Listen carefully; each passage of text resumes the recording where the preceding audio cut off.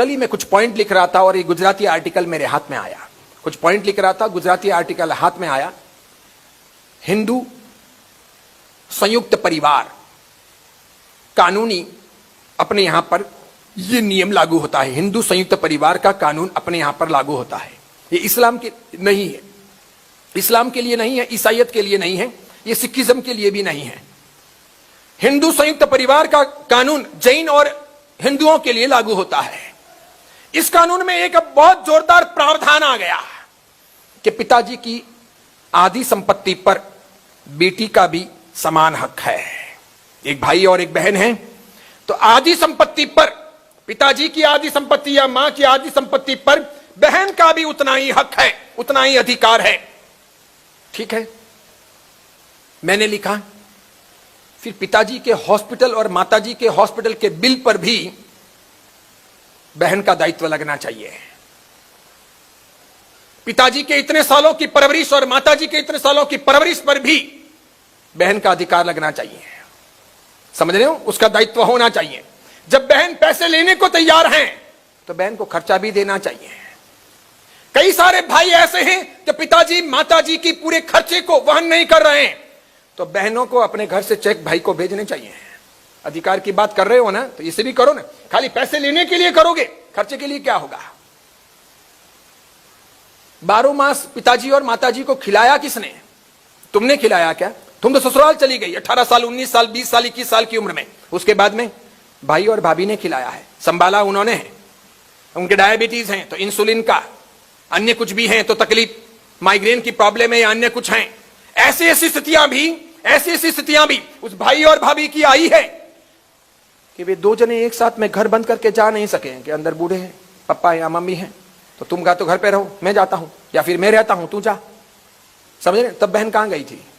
ऐसा एक दिन नहीं होता, ऐसा सैकड़ों दिन होता है। अधिकार में वे बातें भी आनी चाहिए।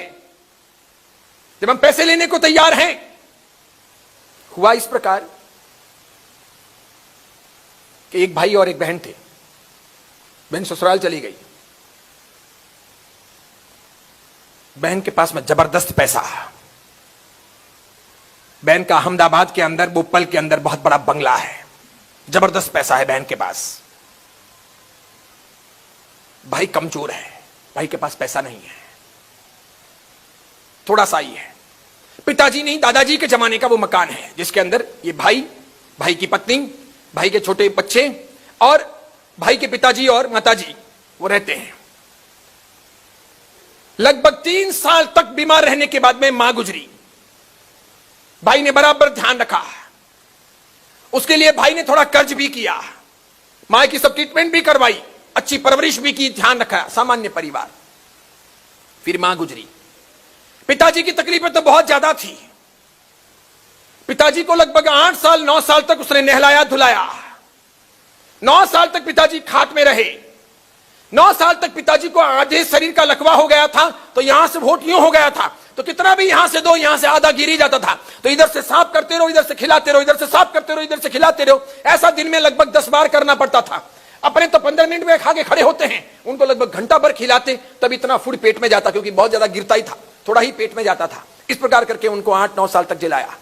अभी वो पिताजी भी गए। पिताजी गए और बहन ने आधा हक मांगा। भाई अभी 8-9 दिन पहले अपने पिताजी का वो घर बेच करके, अपने परिवार को लेकर के, आधा पैसा बहन को दे करके किराए के मकान में अभी शिफ्ट हुआ है।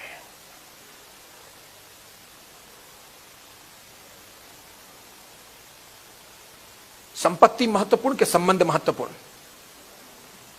और इन दोनों के बीच में संवेदनाएं कहां हैं, फीलिंग्स कहां हैं? राखड़ी का मतलब क्या है?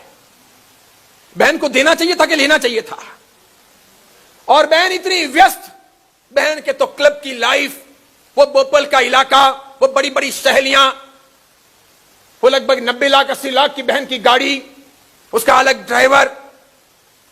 तो कभी कभार जाते आते हाय मम्मा हाय पप्पा करने आती, 10 मिनट बैठती, बातें करती, वापस रवाना। 24 घंटे रात और दिन किसको करना पड़ता? सब भाभी को और भैया को करना पड़ता। और तो भी बहन ने हक मांगा। भाई ने भी मगजमारी नहीं की कि ठीक है, उसने सब कुछ बेचा, बेच के जितना पैसा आया, पापा की प्रॉपर्टी का, मम्मी की प्रॉपर्टी का, सब आधा बहन को दिया। अब उसके पास में इतना पैसा नहीं रहा कि वो घर का घर ले सके। अब वो जिंदगी में कभी घर का घर ले नहीं सकेगा, वो तो कहीं नहीं ले सकेगा। उसके तो अंदर की आत्मा भी दब गई होगी अब कि भगवान अब मौत दो, ये जितने बच्चे पैदा किए हैं या जो बहू है, पत्नी, इन सबका पालन पोषण कर लूं और शांतिपूर्वक जिंदगी बीत जाए, किराया तो किराया।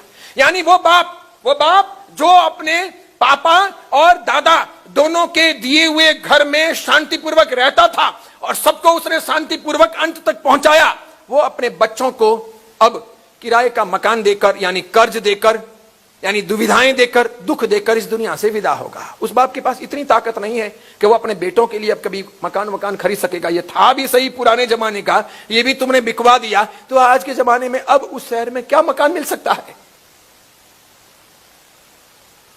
सोच बदल गई हमारी हो। और ये घटना अजैन की नहीं, जैन परिवार की है।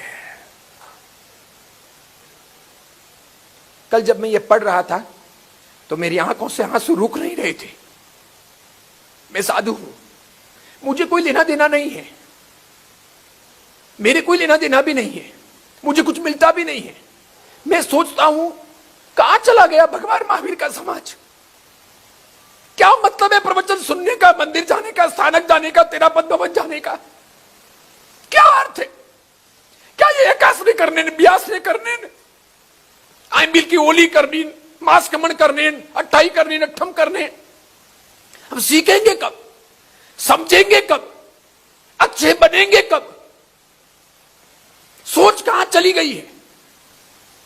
ऐसे परिवार बहुत है, बहुत है। आपको नहीं पता चलता, मुझे पता चलता है, क्योंकि रोज मुझे लोग फोन करते हैं या मैसेज करते हैं या कहते हैं, हमारा साहब रास्ता दिखाओ। परसों फोन आया आपके पास के शहर से, अब नाम बताऊंगा तो सब मालूम पड़ जाएगा। अरे साहब 21 साल से वो घर नहीं आ रहे। हमारे साहब एक बार कुछ करो ना, आप कोई जंतर मंतर जानते हो, कोई वासक शिप, कोई डोरा वगैरह। 21 साल हो गए हमारे साहब घर नहीं आ रहे। हमारे साहब इन बच्चों का क्या होगा? मैंने 21 साल तो बिता दिए। पर सब मेरे पापा मम्मी के पास में भी इतने पैसे नहीं है कि मैं चली जाऊंगा। वो नहीं आते घर के। कैसी कैसी अपने यहां पर जिंदगियां हैं, कैसे कैसे लोग हैं। और धार्मिक परिप्रेक्ष्य में या सामाजिक परिप्रेक्ष्य में अब अपने समाज के पास में इन समस्याओं के समाधान के लिए कोई व्यवस्था नहीं है, कोई भी व्यवस्था नहीं है। पुराने जमाने में तो समाज इन सब चीजों पर नजर रखता था, पंच महाजन सब चीजों पर नजर रखते थे। आप मर्जी से सगाई तोड़ नहीं सकते थे, मर्जी से आप लंबे समय तक किसी की बिटिया को उसके पियर में रख नहीं सकते थे या भेज नहीं सकते थे। समाज कारण पूछ लेता था, पंचों में यह बात जाती थी, मुस्लिम को हाजिर किया जाता था, दूसरे की सगाइयां रुक जाती थी, शादियां रुक जाती थी। अब सामाजिक वर्जनाएं टूट गई है कि डंडार नहीं तो दियावट, दियावट नहीं तो जालोर, जालोर नहीं तो सिवानसी, सिवानसी नहीं तो बाड़मेरी, वो नहीं तो गोडवाड़, गोडवाड़ नहीं तो फलोदी साइड में, वो नहीं तो फिर बेलगांव या इंदौर, कहीं से भी ले आएंगे, क्या फर्क पड़ता है? उनकी ऐसी की तैसी, सब अपना सेटिंग करते हैं, मर्यादाओं को नहीं समझते हैं कि ऐसा हम सब करेंगे तो हमारा समाज चलेगा कैसे, हमारे समाज की गति क्या होगी। बहुत बहुत दुख है, बहुत पीड़ाएं हैं।